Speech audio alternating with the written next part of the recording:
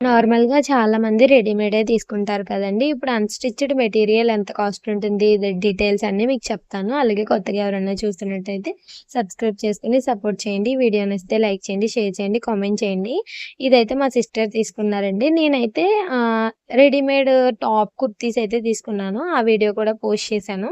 మేమిద్దరం ఏం తీసుకున్నా మీకైతే షేర్ చేస్తూ ఉంటాను. ఆల్రెడీ మా అమ్మగారు తీసుకున్న శారీ కూడా నేను వీడియో పోస్ట్ చేశాను. ఎవరైనా చూడకపోతే చూసేయండి. ఈ అన్‌స్టిచ్డ్ దానికైతే మనకి ఇలా చున్నీ అయితే చాలా పెద్దదిచ్చాడండి. 2 మీటర్స్ అయితే ఉంటుంది. క్లాత్ అయితే చాలా సాఫ్ట్‌ది ఇచ్చారు. జార్జెట్ మెటీరియల్‌లా అనిపిస్తుంది గానీ, ఇంకా సాఫ్ట్ అయితే ఉంది. నేను ఈ టైపే రెడీమేడ్ అయితే 350 రూపీస్‌కి ఓన్లీ టాప్ తీసుకున్నానండి. ఇదైతే 600కి ఏంటంటే మనకి మెటీరియల్ ఇది మనం స్టిచ్చింగ్ చేసుకోవాలండి.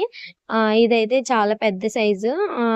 ఇది నార్మల్‌గా స్మాల్ సైజ్‌కి అయితే తను తీసుకుంది. సైజెస్ ఏముండవు. మనం స్టిచ్చింగ్ చేసినప్పుడైతే మనకు క్లాత్ పోతుంది. ఇదైతే ప్యాంట్ క్లాత్ అండి. చున్నీ గ్రీన్ ఇచ్చారు కాబట్టి ప్యాంట్ కూడా ఇచ్చారు. కానీ ఇక్కడ ఒక మైనస్ పాయింట్ అండి. ఎప్పుడైనా మీరు అన్‌స్టిచ్డ్ మెటీరియల్స్ తీసుకున్నప్పుడు దాంట్లోకి లైనింగ్ ఇలాంటిది ఏమైనా ఇస్తే అయితే తీసుకోకండి. ఎందుకంటే మీకు మనీ కూడా వేస్ట్ అవుతుంది. ఎందుకంటే అవి లోపలైతే అసలు గాలి ఆడవండి. ఇప్పుడు మేమేం చేస్తామంటే ఆ 2 కూడా ప్యాంట్స్ కుట్టించేసి దీని లోపలైతే కాటన్ వేసుకుంటాం. 600కి ఇది వర్తో కాదో కూడా కామెంట్ చేయండి. అలాగే కొత్తగా ఎవరైనా చూస్తున్నట్టయితే సబ్స్క్రైబ్ చేసుకొని సపోర్ట్ చేయండి. మీలో ఎంతమంది స్టిచ్డ్‌వి ఇష్టపడతారో, అన్‌స్టిచ్డ్‌వి ఇష్టపడతారో కామెంట్ చేయండి. త్వరలో అయితే మనకి గివ్ అవే వీడియో కూడా పెడదాం.